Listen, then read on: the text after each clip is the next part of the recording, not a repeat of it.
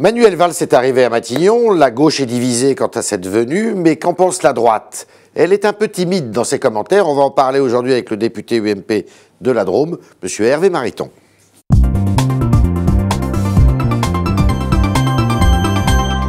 Hervé Mariton, bonjour, bienvenue dans ce studio.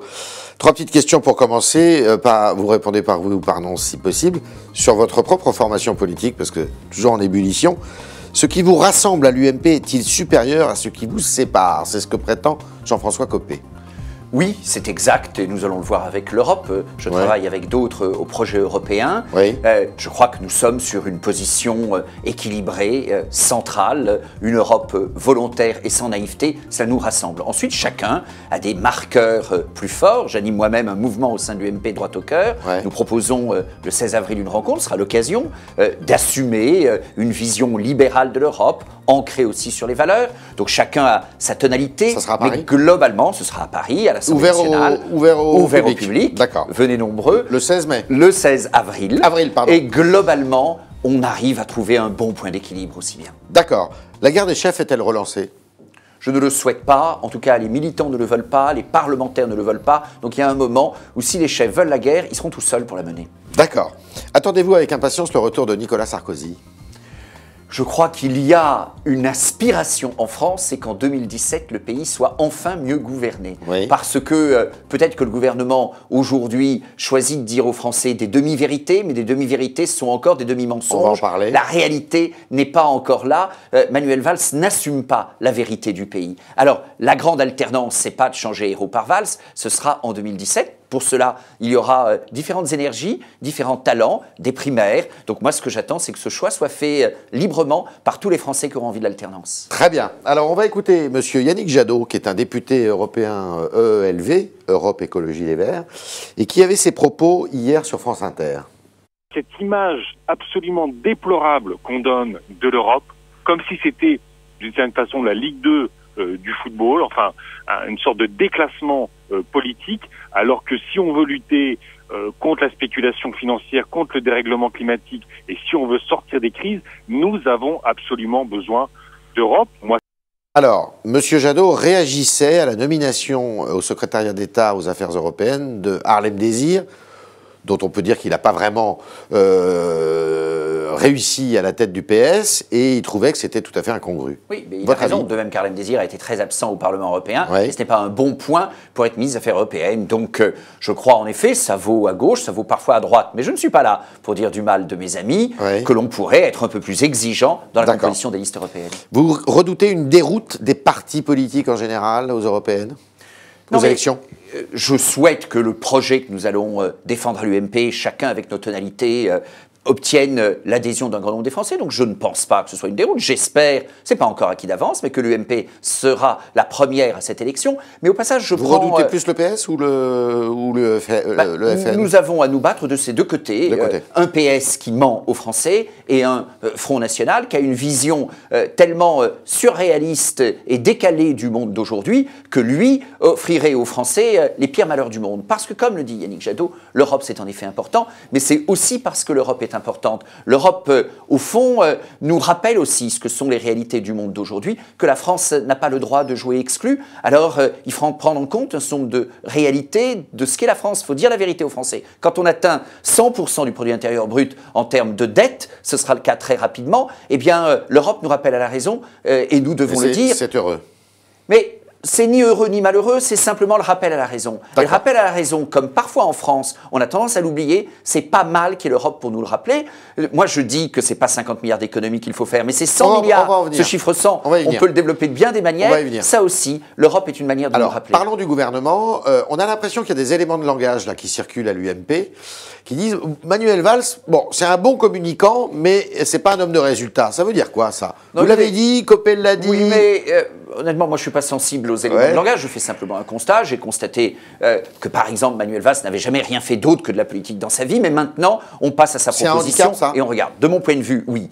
Mais il y en a beaucoup comme ça, même à droite. Oui, c'est pas une bonne chose. Mais voilà, l'important maintenant, c'est la déclaration de politique générale. On n'est plus en semaine 1, mais en semaine 2. Dans la déclaration de politique générale, si on veut être plus aimables, comme le MEDEF à certains égards. On va considérer, je vous le disais, que Manuel Valls dit des demi-vérités, mais il ne va pas au bout du diagnostic et encore moins des solutions. Donc il ne fait pas comme Mendès France, il ne dit pas la vérité. Non, il ne dit pas la vérité. Il a appelé Mendès France, mais je suis désolé, il ne le vaut pas, ce ne sont pas des vérités. Il a aussi appelé Pascal, et ben je le regrette. Pascal, c'est aussi les provinciales, ce sont les restrictions mentales. Il y a beaucoup de restrictions de pensée chez Manuel Valls qui nous dit la moitié de la vérité, ça laisse la moitié au mensonge. Vous ne croyez pas à son programme économique? Non, je ne crois pas à son programme économique parce qu'il n'est pas à la hauteur de la situation. La réalité, il faut la regarder.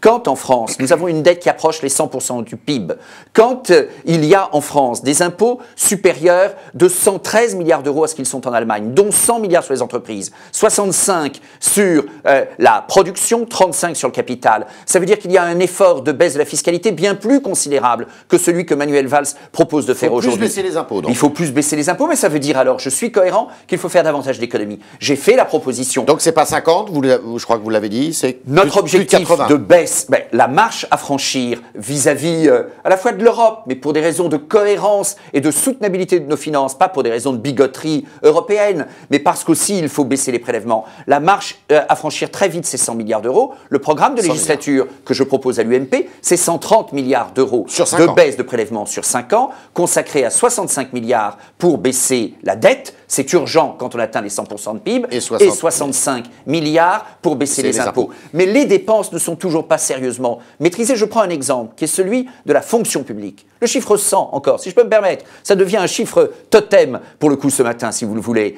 Il y a en réalité dans les tuyaux une augmentation de l'emploi public de 100 000 emplois, 60 000 dans l'enseignement, d'autres créations d'emplois publics qui ont été décidées, engagées par le gouvernement. Le gouvernement nous dit, mais d'ici la fin de la législature, nous nous calmerons et nous arrivons à zéro. On n'a pas le début du début de ça. D'accord.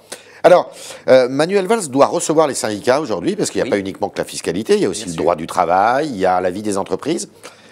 Est-ce qu'il est question qu'il leur parle du seuil des entreprises au-delà desquelles elles ont des contraintes? Est-ce que c'est une bonne chose de s'attaquer à une réglementation qui est quand même extrêmement contraignante? La réponse est oui. Je l'ai formulé dans le projet de l'UMP, je crois que c'est important. Ouais. Ce sont des assouplissements qui ne coûtent pas et qui peuvent créer des emplois. Et j'ai compris qu'il y avait en pointillé chez Manuel Valls quelques éléments là-dessus. Donc je les prends. Quand il y a quelque chose qui va dans le bon sens, je le prends. Je pense simplement que l'état de la France, l'urgence de la France, je vous le rappelle, 100% du PIB, c'est la dette française aujourd'hui. Ça, eh bien, ça ne suffit pas pour le coup, pour le résoudre, de pratiquer l'homéopathie. Donc, une bonne direction, dont acte en partie, en pointillé, ça ne suffit pas. D'accord. Est-ce que Valls, c'est la dernière cartouche de Hollande? Mais je n'en sais rien, je ne suis pas président de la République, je ne suis pas dans la tête de Hollande. Est-ce qu'il peut être contraint, Valls, par la gauche du Parti Socialiste, par la gauche de la gauche? Il y a Mélenchon demain qui organise une marche contre l'austérité. Eh bien, ça, c'est un danger parce qu'on voit bien qu'avec une gauche, les Verts, Mélenchon, mais toute une partie du PS, qui est vraiment sur une autre planète, totalement inconsciente de ce que sont les réalités du monde, les réalités de la France, les besoins des Français, on voit bien que, eh bien, je le disais, le président de la République, le Premier ministre, n'ose pas aller jusqu'au bout du diagnostic. C'est donc notre responsabilité à l'UMP, la mienne aussi, avec droit au cœur, d'aller véritablement au bout de la vérité, parce que si l'on ne fait pas cette pédagogie, eh bien, il n'y a aucune chance de sortir la France de ces difficultés. Alors, le dernier tiers du discours de politique générale de M. Valls a été consacré au problème, enfin, au sujet dit de société. Oui. Et là, je dois dire que grand flou quand même, hein, sur les rythmes scolaires, sur la famille, sur l'euthanasie, sur un sujet qui vous est très cher, oui, c'est la famille, tout ça. Qu'est-ce que vous avez compris? Est-ce qu'à votre avis, il parle, mais il va mettre ça de côté, ou est-ce qu'il va, la réforme pénale aussi, est-ce qu'il va vraiment réformer dans ce domaine? Je n'en sais rien. Vous êtes Et inquiet? on voit que la communication de M. Valls est plus précise, plus carrée que celle de M. Ayrault. Mais sur le fond, on vient de parler d'économie, s'agissant des questions de société, et les deux sont liés. Si l'on veut qu'il y ait davantage de libération des énergies dans notre pays, davantage de confiance, pour davantage de croissance, que les gens soient plus optimistes, et tout est lié, l'économie, les questions de société. Il faut une ligne claire, une ligne qui soit celle de la liberté dans le domaine de l'économie et une ligne qui soit celle de la responsabilité, de la cohérence, du respect des valeurs s'agissant des questions de société.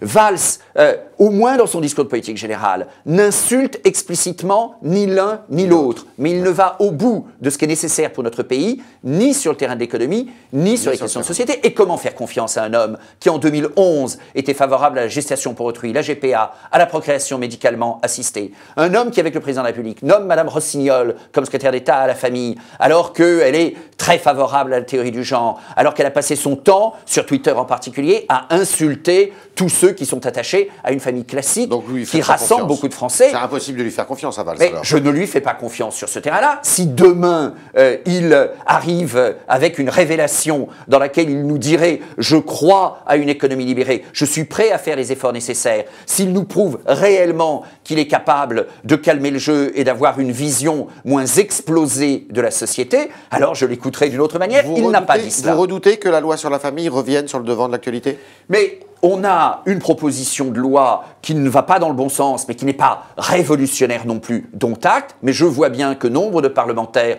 socialistes, écolos, fourbissent leurs arguments. Et je crains beaucoup, en particulier, que les écolos, c'est un certain nombre de sujets. Ça vaut pour la famille, ça vaut pour la transition énergétique, le nucléaire, ne cherchent à faire passer le gouvernement sous leur fourche codine. Nous n'avons pas évoqué ce sujet. Mais le projet de loi de transition énergétique qui se prépare est absolument surréaliste. C'est quoi le sujet en France? C'est assurément d'améliorer la balance de notre commerce extérieur. C'est assurément d'améliorer l'indépendance et la souveraineté de la France. Ça veut dire des logements qui consomment moins d'énergie. Ça veut dire des modes de transport moins consommateurs. Ça n'a rien à voir avec la fermeture de Fessenheim qui va coûter 10 milliards d'euros. Donc, il y a de vrais sujets à régler. C'est ça que nous demandent les Français. Et non pas des balivernes à entretenir. C'était le talk Orange Le Figaro d'Hervé Mariton. Vous avez entendu qu'il ne fait pas confiance à Manuel Valls, qui dit des demi-vérités.